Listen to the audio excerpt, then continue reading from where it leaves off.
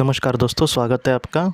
आज मैं आपको एक किस्सा सुनाना चाहता हूँ और वो जो किस्सा जिस महान इंसान के साथ घटा था, वो जो किस्सा है वो हमें क्या सिखाता है। ये जो छोटी सी कहानी है, छोटा सा जो एक दृश्य है, वो हमें क्या सिखाता है, इसके बारे में आप ज़्यादा चर्चा करेंगे। लेकिन आखिर घटना ये क्या हुई थी, इतनी बड़ी ऐसा घटना हम नहीं कह सकते, लेकिन एक उस घटना ने मुझे बहुत कुछ सिखाया है, तो वो मैं आपको सामने रखना चाहता हूँ। जब स्वामी जी मतलब स्वामी विवेकानंद जी भारत का भ्रमण कर रहे थे, तब एक वक्त ऐसा आया था जब वो दक्षिण भारत में गए। दक्षिण भारत में एक जगह पे वो जब गए थे, उस भाग में दोस्तों जो जातीयता थी वो बहुत ही ज़्यादा थी। मतलब जात पात वगैरह वो लोग मानते थे, किसी की ज़ात देख कर ही उसको मदद की जाती थी। अगर कोई बहुत ही कम जाति का, जिस तरह से हम मानते हैं, कभी कभी कुछ लोग मानते हैं कोई कम जाति का कोई बड़ा जाति का, मुझे आज तक मतलब क्या पता, लेकिन मुझे अब तक नहीं पता चलता कि किसी के जन्म का एक स्तर को लेकर हम उसको किस तरह से देख सकते हैं। इंसान के कर्म को देखकर हमें पता मतलब डिसीजन लेना चाहिए कि वो कितना अच्छा है या फिर कितना बुरा है, लेकिन वो ना सोचकर हम उसके जन्म के मतलब को कहाँ पर जन्मा है, किस जात में, किस वर्ण में, किस धर्म में, इन सारी चीज़ों को हम ज़्यादा महत्व देते हैं। बहुत बुरा लगता है ये। मतलब इसके बारे में मतलब मैं सच कहूँ तो मुझे बोलना भी पसंद नहीं है, क्योंकि ऐसी कुछ बातें लिखी है इसके बारे में सिर्फ जात पात को लेकर कि मतलब ऐसा गुस्सा आता है और एकदम लाल मैं हो जाऊँ, इस तरह से गुस्सा आता है कि मतलब एक इंसान दूसरे इंसान को किसी मतलब एक ऐसी चीज़ को लेकर कम आंकता है जहाँ पर उसकी ज़रूरत ही नहीं है। आप मतलब कभी कभी किसी ने किसी का खून कर दिया तो भी उसको वो महत्व दिया जाता है, लेकिन कोई किसी छोटी बात को मतलब जात की बात को लेकर किसी इंसान को कम दर्जा दिया जाता है। तो ये सच मुझे एक कल्पना से भी परे बात लगती है। और अगर कोई इंसान अगर किसी को इस तरह से दुख देता है तो उसका बहुत ज़्यादा पाप जमा होगा। क्यों? क्योंकि वो एक बहुत ही बड़े एकदम बहुत ही निचले लेवल का एकदम पाप कर्म कर रहा है। बहुत ज़्यादा मैंने आपसे पहले भी कहा है कि जो इंसान दूसरे इंसान को जैसे ये करता है, उसको किस तरह से उसके साथ बर्ताव करता है, वैसा ही बर्ताव इसको भविष्य में मिलने वाला है। तो इस वजह से हम अगर किसी कम जाति के लोगों, कोई एक कम जाति का है, मुझे कम और बड़ी जाति इसमें कुछ यही नहीं लगता, सारे लोग एक जैसे हैं। लेकिन लोग हम जिसको कम जाति बोलते हैं, उस इंसान को अगर ये बहुत ही बुरी तरीके से ट्रीट करता है तो हो सकता है कि इस इंसान का भी उससे भी निचले स्तर पर जन्म हो और इसको भी लोग ऐसा ही ट्रीट करें। क्यों? क्योंकि इसने ऐसा कर्म किया था, तो ऐसा ज़रूर होगा उस इंसान के साथ। स्वामी जी की एक जो कहानी है वो हमें ये सिखाती है कि दक्षिण भारत में एक जगह पे गए थे और वहाँ पर वो बहुत दिनों से, तकरीबन 4-5 दिनों से उनको कुछ भी खाना नहीं मिला था। और वो इतने भूखे थे और इतने मतलब परेशान हो गए थे उस चीज़ से कि एक जगह पे बाद में वो मतलब परेशान हो गए पूरी तरह से, और वो एक पेड़ के नीचे बैठ गए। जब वो पेड़ के नीचे बैठे थे तब एक इंसान खुद उनके पास आया और उसने कहा कि आप बहुत भूखे और परेशान लग रहे हैं, मेरे पास थोड़े से चावल है, भात है, थोड़ा सा मतलब राइस। तो उन्होंने कहा कि अगर आप चाहे तो मैं आपको देता हूँ। तो स्वामी जी ने कहा हाँ हाँ चलो चलो दे दो मुझे, मैं पहले ही भूखा हूँ। तो उस इंसान को थोड़ा सा देते समय भी थोड़ा सा दूँ कि ना दूँ ऐसा उसके चेहरे से दिख रहा था। तो स्वामी जी ने कहा कि क्या हुआ, तुम ऐसा क्यों कर रहे हो, एक तो तुम्हें देना है तो दो, नहीं तो तुम चले जाओ यहाँ से, क्योंकि मैं पहले ही परेशान हूँ। तो उस इंसान ने कहा कि मैं आपको दे सकता हूँ, मुझे कोई प्रॉब्लम नहीं है, देने के लिए कोई दिक्कत नहीं है, लेकिन मैं बहुत ही निचले जात का हूँ, या फिर लोग मुझे दलित कहते हैं, मैं तो निचले जात का हूँ, इस वजह से मैं थोड़ा सा डर रहा हूँ आपको देने के लिए।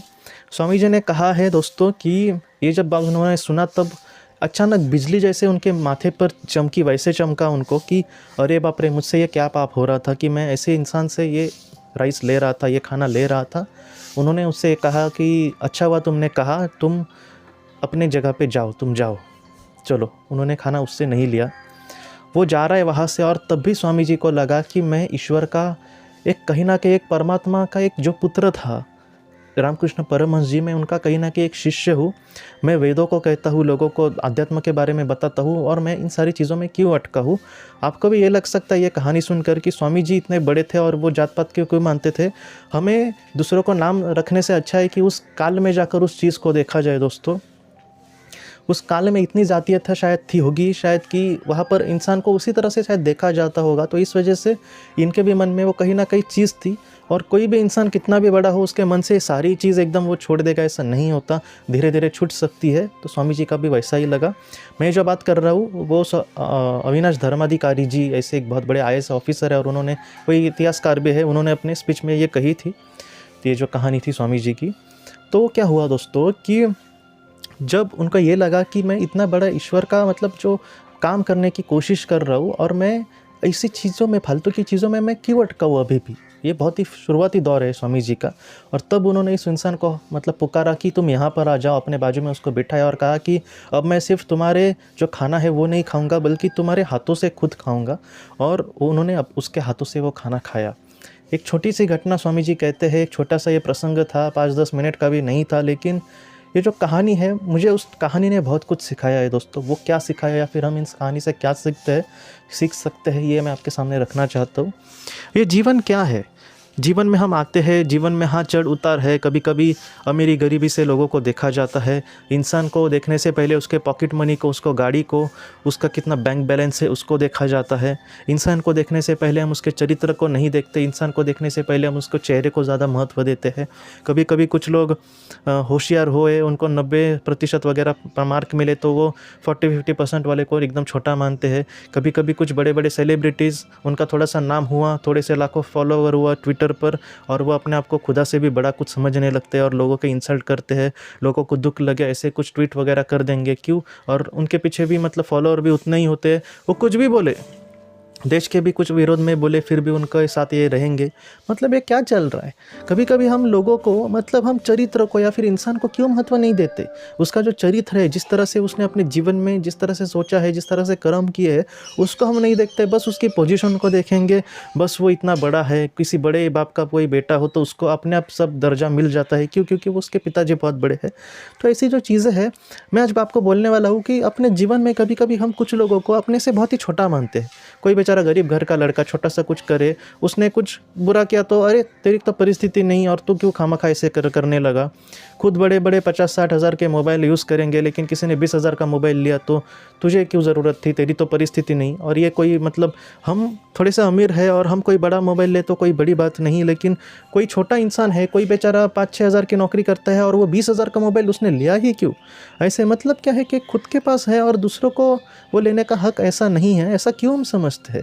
क्यों हम फालतू की चीज़ों को लेकर उसको कम आंकेंगे या फिर वो मुझसे कोई छोटा है? ये जातीयता की बात पहले ही नहीं थी, आज भी वैसी ही है। आज भी कुछ एरियाज़ में मैं सुनता हूँ कि मैं जहाँ पे रहता हूँ उतना यहाँ पे नहीं है, लेकिन कुछ भागों में दोस्तों की कौन सी जात है आपकी, आप क्या करते हैं मंदिर में जाते समय। ईश्वर वैसा नहीं है दोस्तों। अगर हम किसी इंसान को उसके जात को लेकर ईश्वर से दूर करने की कोशिश कर रहे हैं तो उस इंसान को नहीं बल्कि हम अपने आप को ईश्वर से बहुत ही हमने पहले ही दूर कर लिया है, समझ जाइए 100%। क्योंकि खुद ईश्वर ऐसा नहीं चाहेंगे, खुद ईश्वर ऐसा नहीं सोचेंगे। कहानियाँ इतनी भी है, आपने भी देखा होगा, मुझे लगता है उस संत का मुझे नाम याद नहीं है, लेकिन वो संत भगवान को देखने के लिए, भगवान के दर्शन करने के लिए मंदिर में जाने की कोशिश कर रहे थे, लेकिन उनको रोका गया, उनको नहीं जाने दिया गया किसी कारण के वश। मुझे लगता है जातीयता के वश ही रोका होगा शायद। और बाद में खुद ईश्वर उस दर्शन देने के लिए मंदिर से बाहर आए, ऐसी कहानी है। ये कुछ लोग कहते हैं कि ऐसी बात कैसी हो सकती है, ईश्वर क्यों आएंगे? ये बात कितनी सच्ची है कितनी झूठी है मुझे नहीं पता, लेकिन ये बात एक बात सिखाती है कि ईश्वर जात पात नहीं देखता, ईश्वर अमीरी गरीबी नहीं देखता, वो चरित्र देखेगा। ईश्वर कुछ देखेगा तो मन के भावों को देखेगा, ईश्वर अगर कुछ देखेगा तो मन की श्रद्धा को देखेगा, वो ऐसे आलतू फालतू चीज़ों को महत्व नहीं देगा। तो इस तरह से मैं आपको यही कहना चाहता हूँ दोस्तों कि हमारे जीवन में किसी का स्थान हमसे बड़ा हो, किसी का स्थान हमसे छोटा हो, उसको उस नज़र से ना देखें, उसके चरित्र को देखिए। इस दुनिया में सबसे मुझे लगता है कि सबसे बड़े जाति के या फिर बड़े एकदम बड़े लेवल के जो लोग हैं वो संत है। उस संतों को उस तरीके से हमें देखना चाहिए। और ऐसा भी नहीं है कि संत समझो उच्च जाति के हैं तो हम वो नहीं बन सकते, हम अपने कर्मों से उसी लेवल पर जा सकते हैं, लेकिन हमारे दिल में जो श्रद्धा है वो सच्ची होनी चाहिए। जो सच्चा इंसान है वो किसी की जात को लेकर किसी को मतलब कम दर्जा नहीं देगा, वो जितना हो सके उसको एक अपना ही समझेगा और उसको कहेगा कि तू अच्छे से कर्म कर, मैं भी तेरे साथ हूँ। खुद मतलब भगवान श्री कृष्ण जी ने भी इन सारी चीज़ों को नहीं देखा, किसी के भी घर में वो खाना खाते थे। अगर खुद ईश्वर ऐसा बर्ताव करते हैं तो हम कौन है दोस्तों ऐसे मतलब आलतू फालतू की चीज़ों में अटकने वाले। तो इस तरीके से मैं आपको यही कहना चाहता हूँ कि जो इंसान है, जो सच्चा इंसान है, इन सारी चीज़ों को नहीं देखेगा, वो अपने कर्म में ही ध्यान देने की कोशिश करेगा। वो पृथक्करण एनालिसिस नहीं करेगा, वो सिर्फ यही सोचेगा कि जैसा ईश्वर मुझसे चाहते हैं मुझे वैसे कर्म करने हैं। तो इस तरीके से हमें भी ईश्वर को देखने की ज़रूरत है, इस तरीके से हमें ईश्वर के करीब जाने की ज़रूरत है और इस तरीके से हमें ईश्वर को पहचानने की ज़रूरत है और अपने आप को भी उसी रास्ते पर लेकर जाकर दोस्तों हमारे आत्मा का साक्षात्कार करके इस दुनिया में हम आए हैं तो उस मोक्ष को जितना हो सके जल्दी से जाकर हमारे जीवन का दोस्तों पूरी तरीके से सार्थक करने की यही वो ज़रूरत है। दोस्तों आज के इस भाग को लेकर अगर आपके कोई भी सवाल हो तो आप ज़रूर पूछें। पूछे, जितना हो सके हम उसका आपको जवाब देने की कोशिश करेंगे। हम अपनी अगले वीडियो में मिलते हैं। आप अपना अपने परिवार का ख्याल रखना। आपका बहुत बहुत धन्यवाद। ज़िंदगी की रोशनी ये संस्था ऐसे लोगों के लिए काम करती है जिन्होंने किसी अपने को खोया है या फिर जो लोग अपनी ज़िंदगी में बहुत ही ज़्यादा दुखी है। जो लोग इस संस्था से जुड़ते हैं उनको तकरीबन 50 किताबें भेजी जाएगी उनके व्हाट्सएप पर या फिर ईमेल पर। ये किताबें आत्मलोक या फिर मौत के बाद हमारे साथ क्या होता है, इन सारी चीज़ों की आपको पूरी तरह से जानकारी देगी। और इसके साथ साथ आपको एक पास्ट लाइफ रिग्रेशन थेरेपी की ऑडियो भी भेजी जाएगी। इस ऑडियो की मदद से आप घर बैठे अपनी पास्ट लाइफ रिग्रेशन करने की कोशिश कर सकते हो। बहुत लोग पास्ट लाइफ रिग्रेशन थेरेपिस्ट के पास किसी कारण के वश नहीं जा सकते, तो ऐसे लोगों के लिए मदद के लिए ये ऑडियो तैयार की गई है। तो आप ज़रूर इस संस्था से जुड़े। इस संस्था से जुड़ने के लिए सामने जो व्हाट्सएप का नंबर दिया है, आप कृपया उस पर संपर्क करें। आपका बहुत बहुत शुक्रिया।